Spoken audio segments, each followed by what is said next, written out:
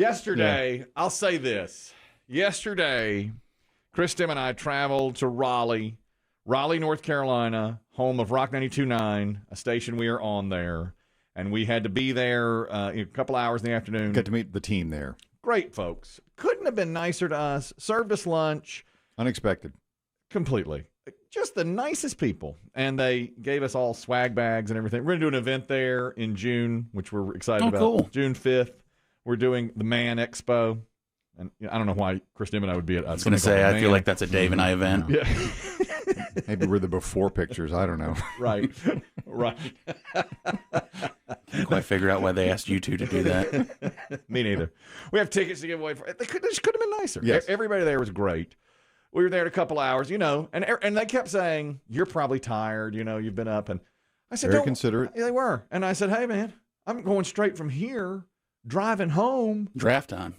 going to the gym." Oh. Okay, and then straight into the draft, straight into the NFL draft. And in the back of your mind, I don't want to put words in your mouth, but I think you were thinking, this is an all-nighter. Oh, yes. I said, this is it. I'm a Broncos fan. We're getting a quarterback. I'm a Broncos fan. Now, at that meeting with Rock 92.9, our general manager went with us. And he said to those folks, he sort of led, he spoke. And he said, I've known Chris Kelly and Chris Demm for several years now. And he said, you will not find a more prepared morning show in America. You will not find a better prepared morning show. I'm here today to tell you, as of this morning, I am completely unprepared for this show. And staying up for that NFL draft was perhaps the worst decision I've ever made. What? But all the hype. I know. Oh, no. I know. How did that happen? I know. I don't know why. I don't know why I get sucked into these mock drafts. And I today will let this audience down. I may have let this audience down by staying up so late last night. Mm-hmm. I really did. Oh, man. See, I stayed up too, and I enjoyed it. I enjoyed it to a point, and then here's what happened. My son and I are Broncos fans, okay? The quarterback, Justin Fields, starts to fall to the Broncos. And we're both just like, boom, we got it. We got it. This great Ohio State quarterback. We were ready. It got to the Broncos pick. Everything went. Some things went as planned. Some things didn't. Some things went a little differently. You're a Panthers fan. They took a guy I wasn't expecting. No one was. Right. Even though all the guys on the panel were as surprised as every Panthers fan. Oh, no. And Panthers fans were very vocal. They were surprised. The experts were wrong. Yeah. Well, exactly. Christian, the experts are wrong. Exactly. I always love right. My favorite was the Panthers put up on social media a picture of their draftee with the caption that said, "Got him." And, of course, every Panthers fan was like, "Got who?" What do you mean, got him? Fans reacted harshly, I'd say. Yeah, they did. They did. I Swinging a miss more like. So the Broncos go after the Panthers. My son and I are like, Justin Fields. Justin Fields is a big name in this draft. He's Ohio State quarterback. He's fallen right into the Broncos' laps. We got, for that pick, the two of us got like up in front of the couch and crouched, ready to do that chest bump thing. The flying yeah. chest bump? Yes. Oh, my gosh. Yes. Rarely attempted in your home. I may have killed him. It's probably lucky they didn't. Could have put him through the screen door. Right. We were ready. We were on our haunches, ready to do it.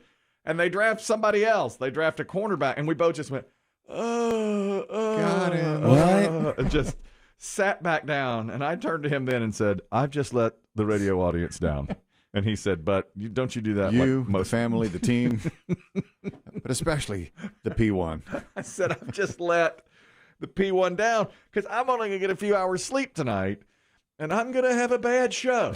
And he said, yeah, but doesn't that happen like most days or half the days? And I said, we were just described as the most well-prepared morning show in America. And he goes, oh, what fool said that? Our boss. And I was like, oh, Yeah. God, what am I doing here?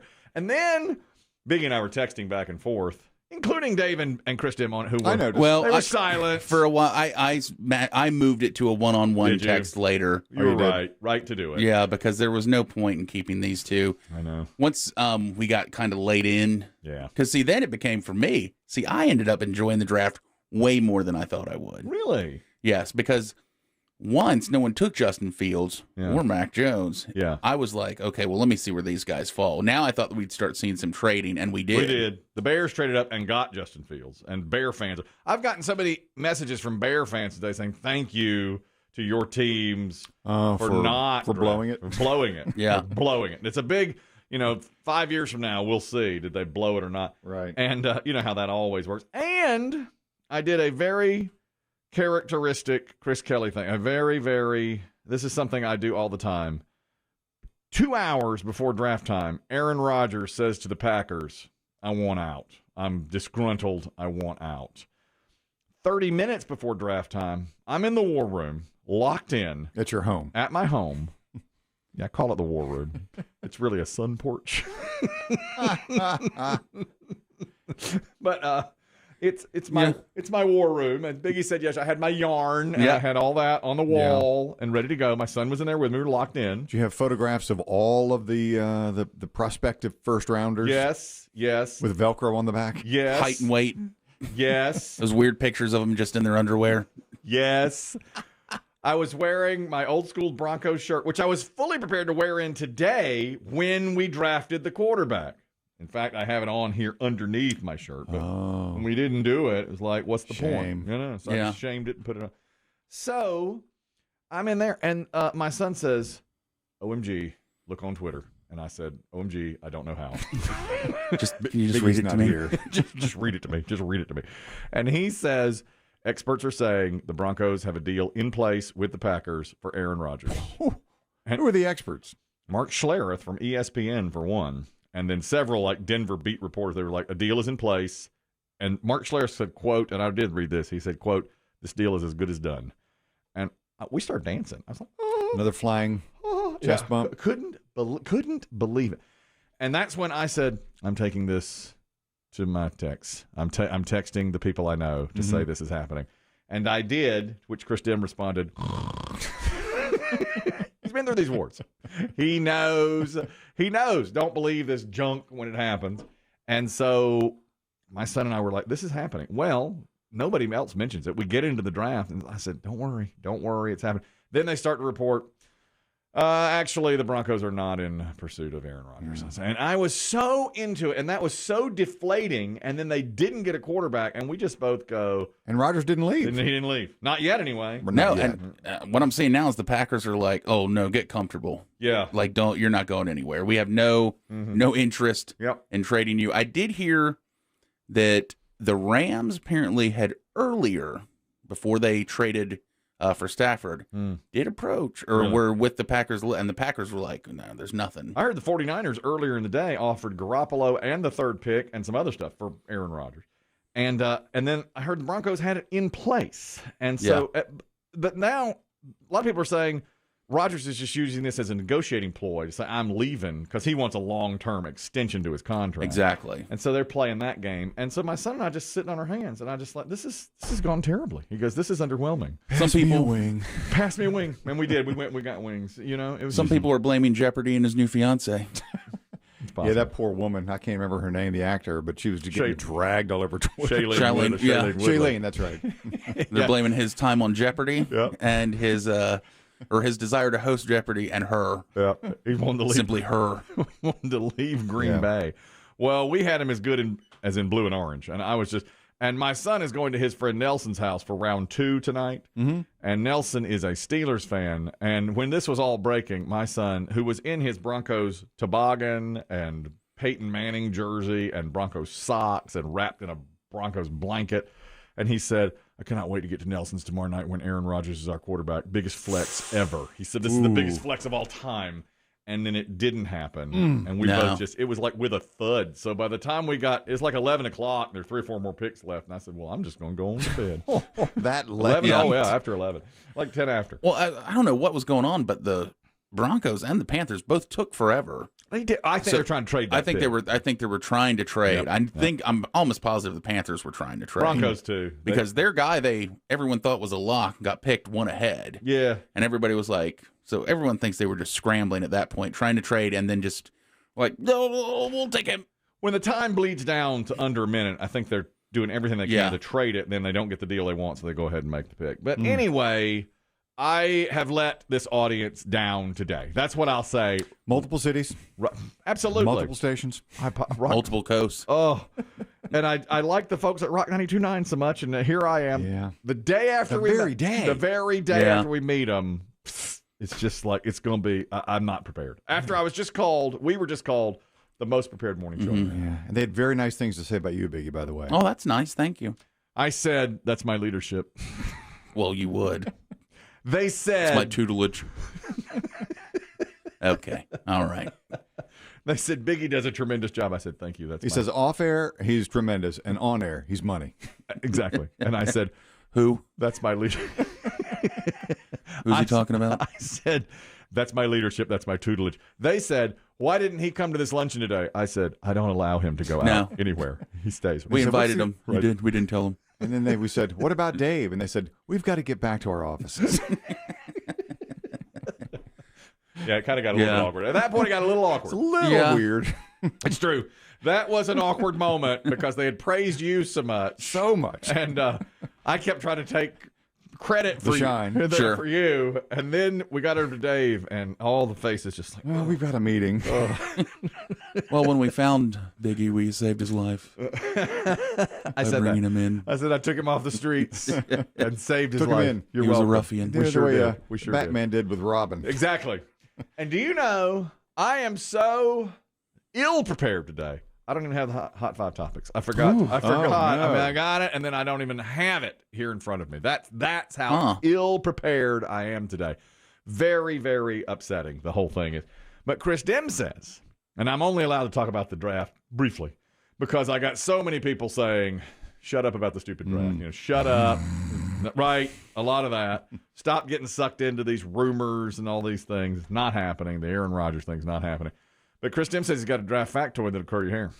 Okay. And I have one too. Oh, yeah. We have dueling factoids here. Okay, well, we have dueling factoids about well. I quickly pulled up the top or the 5 things. You have? Yes. Okay. And I will say this. We've already hit on one. Draft. Aaron Rodgers. That's a big deal. And we have another one.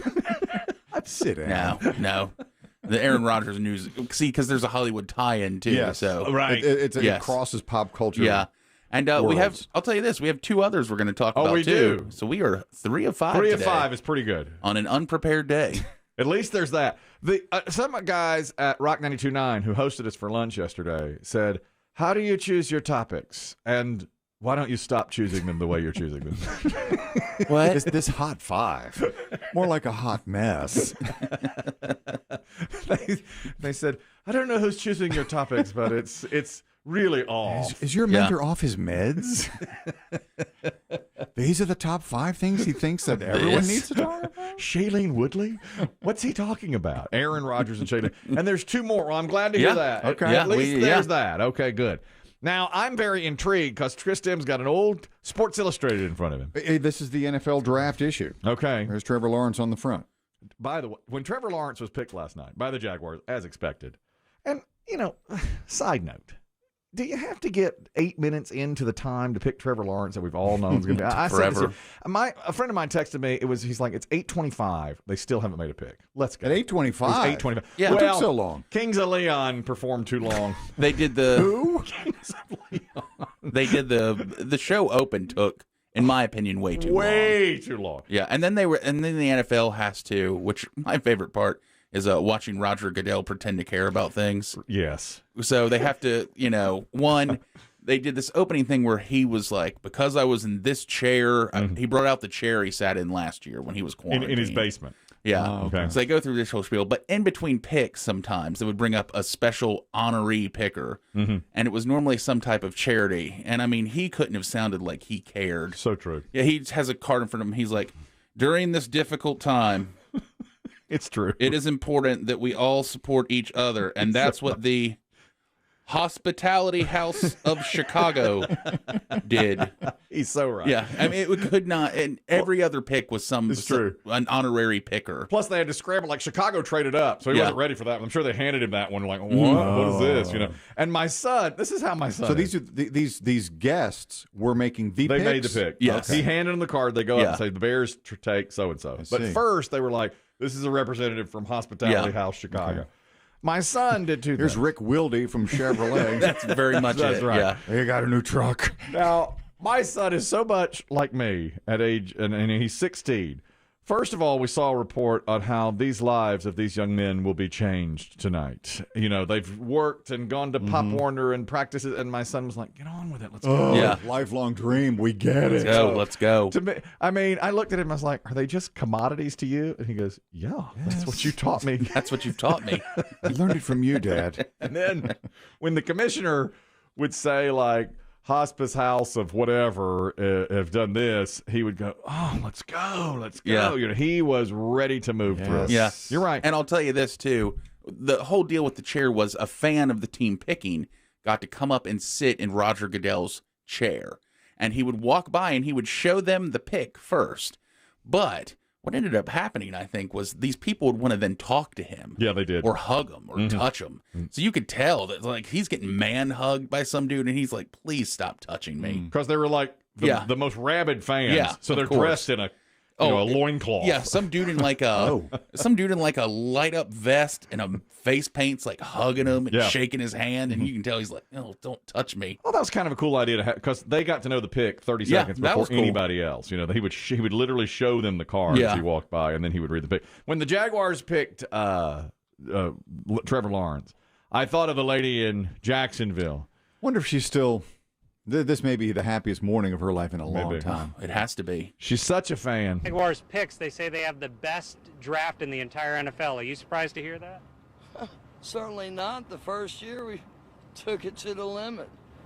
And I was in Miami with my new beach house. Well, it was a couple minutes from the beach. It's been 20 years since then. We haven't been too strong in the last few years. Oh, we've been strong. We're just playing by the rules. You can't have a newcomer come in and steal a show. So right. So right. She is on. The worm has turned. It's your time, Jacksonville. It really is. So Chris Demm, after laying low, says he's got the best draft factoid. Let's see which factoid is better now. Chris Demm's factoid or my... Factoid challenge? Should we do a factoid challenge now? You want to do a factoid challenge? Yeah, let's go ahead and do it now. Well, I've been told not to talk about the draft more than one segment. Okay. I've been told that's it on Draft Talk. Well, this is it's almost raises to the level of a trivia thing. And I'd heard the name, but it kind of blew my mind. And this is really more of a trivia question. And here it is. There's an old timey leather helmet football player. In the back, and this is the last page of Sports Illustrated. And it said the NFL draft turns 85 this year. And, of course, you know the fame and the riches awaiting Trevor Lawrence. At this time they wrote it, they called him the presumptive top pick. Right. But the draft wasn't always so. The first number one pick in the NFL draft was, now this is NFL trivia for the old heads. Wouldn't know. No idea. Red Grange. No idea. That's a good guess. Jay Berwanger. Now, I've heard that name. Only because he was probably the first NFL player. I don't think I've ever heard of him. He was a halfback, University of Chicago, and the first Heisman Trophy winner. That's probably where I've heard his name. Okay. Yeah, maybe. Elite player. Yes. Elite player. Taken by the Eagles, immediately traded to the Bears. He never played a down in the NFL. The first overall pick never played a down. That's correct. Wow. He wanted to try out for the Olympic decathlon team that year, and he made more money selling foam rubber. What? He did not make the Olympic team. He sold rubber and made more money than a halfback for the Chicago Bears. Foam rubber has stolen the first ever draft pick. An elite athlete, decathlete. A decathlete. An NFL caliber player. And first overall pick ever. Heisman Trophy winner. And so didn't even play it down. Foam rubber for Is it because back then sports weren't probably viewed? It was like, oh, well, I mean, it's fun to watch, but we're not paying you. I mean, I'm old enough to remember players in the NFL would have to get part-time jobs. That's right. You know, in the offseason. Yeah. It's true. They would. And, man, that wasn't that long ago. That's crazy. And now look at the money they make. Incredible. I mean, Trevor Lawrence being paid some of it in Bitcoin by somebody who's, a cryptocurrency. That's a factoid. I'm not going to give my time. No.